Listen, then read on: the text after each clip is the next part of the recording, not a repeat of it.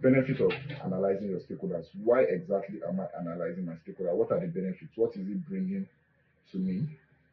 Yes, analyzing, identifying. What is the benefits? Number one is improved communication. Yes, when you know, when you, the devil knows better than the angel you don't know. When you know, understand who you are working with, it helps you. It increases your communication. It makes a free flow. It can even develop to an informal relationship, which helps you in maybe putting requests and conversations. It helps you when you know when you know your so when you know a problem, it's half solved. So when you know your clients, that solve half of the problem you would have working with you. Number two, risk mitigation. Now, when you understand, yes, this brings me back to the second point of why stakeholder analysis, which is understand stakeholders' need and expectation. It goes along with this number two, which is risk mitigation. And when you understand your stakeholders' need and expectation, it helps you proactively address the potential risks and issues. When you analyze your stakeholders and know that okay, his fear is in my money, me losing my money, or his fear is in the app not okay. Let's say you're developing an app, the app not being used, not making the expected target return, you would quickly address it. You assure him and say, okay, no, we have publicity team working. This app is going to sell. This app is going to work. You will be able to assure and reassure and make sure you have his investment. It helps when you've done this risk mitigation. It helps in risk mitigation. Then number three, it increase project support. Now, engaging and managing stakeholders can secure their support and buy in for the project, both for the sponsors and for the end users.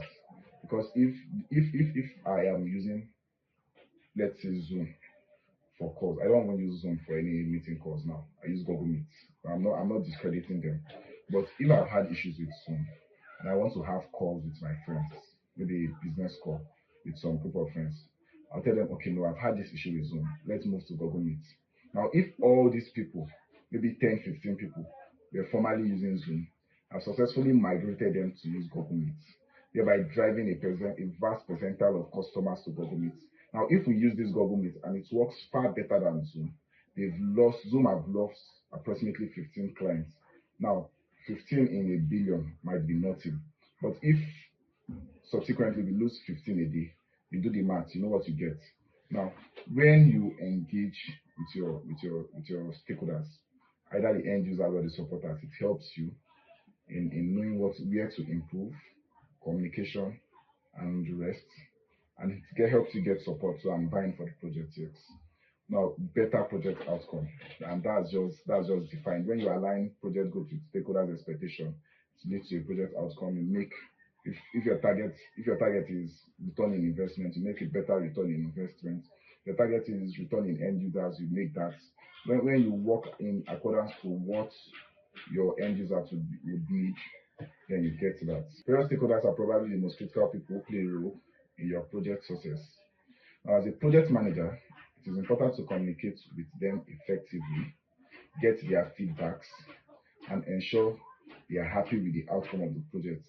Now, I want to insist as a project manager that your stakeholders is not only your sponsor, but most really your end users. Because without the end user, you are doing nothing. If you're tasked to develop an app, maybe a dispatch riding app. And if there's nobody using that app and ordering rides to come pick up and deliver, you just wasted your time in developing an app. You just spent money, spent time, spent manpower. Yes, you might be paid for it, but it's not profit, it's not satisfying to see a job. Imagine nobody uses Facebook now. How do you feel, Mark Zuckerberg, to feel developing an app, spending all the money, all the time to do that, and you don't get any users? So your stakeholders are not only your sponsors, they are also the users of the products you're trying to work on. Now, after completion, whether the project failed or succeeded depends on how much the stakeholders are satisfied. Just like I said, if you create an app now for delivery and it does not work, does not function, maybe you order the ride, maybe you order a boat ride and it takes you. Now, okay, let's use boat for instance. Yesterday, I was trying to book a boat from church. Yeah, I'm making it easy on a Monday now. I'm trying to order a ride from church home, and there were no available app and rights. They were kept doing waiting and waiting and waiting. And I've used both all my life. And someone told me download Drive. And I was reluctant because I've always used both and it was just having to download another app. but I did, and I booked and I got a ride, and it was far cheaper than it would have been if I'd gotten in both, because this is not the first trip I'm making from this destination to that destination. And I checked it and it was cheaper, and the driver came within 4 5 minutes. I still use both because I don't have a bias for both. But should I have repeated issues of maybe inconsistency in both, I'll be forced to fully migrate to InDrive, and the company is therefore losing the little amount of money they might feel they are getting from me. Now, if a lot of people notice this same error and migrate to InDrive, and InDrive utilizes it and work and makes it their strength to always come on time, always have a ride available, then I bet you they'll lose a lot of customer, and it's just like they've wasted their time growing the brand, doing publicity, and it's like a failed project because the targeted audience are not using it. Maybe the targeted return on investment is not working, so they've spent a lot of money on initial investments and the project has failed. This is why stakeholders are very critical for any project completion. And identifying and managing them is key for a project success. There are two types of stakeholders. Yes, there are two types of stakeholders. You should jot this down, although I'll send the notes. Number one, we have the internal stakeholders. So these individuals or organizations are involved in the project from within the organizations. They include, but are not limited to, number one, project team. They're a group of individuals who works on the project to ensure its execution. Now, let's say an maybe okay. Let's say a project that requires an app to be developed. Now, who do you work with? You work with, to the best of my knowledge, because I have friends who do app development. Not with a front end designer, a back end designer, depending on the kind of app, a coder, someone that codes, that writes code. If it's a app, maybe like a financial app, you need a cyber security to work on that app for you. Now, these are your project team. You bring them together, outline their goals, outline the schedule of the job, and you guys work together to achieve developing the app. Now, number two, here we have the project manager. Project manager has the responsibility of project planning, procuring, and executing the project. You do the vast majority of the work, but you are the one bringing people in, working with people, making sure the project gets delivered. You are basically the main contact with the clients who contracted this project. They don't know who the actually to be there. They don't want to care who the website designer is, who the backend designer is. If okay, for instance, the app starts lagging or it's not open, they don't want to know who's at fault. You were the one contracted. You are the project manager. So your duty should make sure that everything works and align accordingly. Now we have the sponsors. Yes, the sponsors. Project sponsor own the project and ensure the provision of resources for the project. They hold responsibility for the project. That's I'm talking about the internal team now. Now the internal teams, other teams can use the outcome of the project. For example, the sales team. If maybe you are a developer here to develop an app and I'm a project manager. Now after I'm done, the outcome of the project, of course, would have to involve a PRO organization, that's a public relation organization, to help us in marketing the app. Might also maybe we'll do a banking app. I need someone in the banking sector to help push out our app to people, our target audience. So the internal team is not limited to these people. In time to come, they can involve other people to come in, the sales team, the marketing team, maybe later on the board of directors, maybe who would buy into the project. Now we have the external stakeholders. Who are the external stakeholders?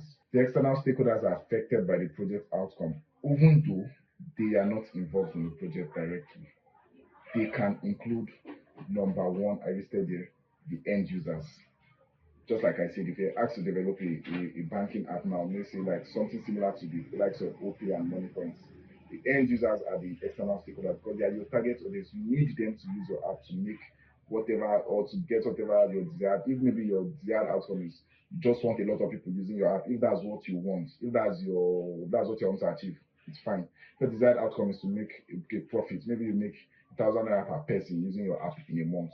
So your desired outcome is to have the vast majority of people using. You need like 1 million, 2 million, 3 million people using the app.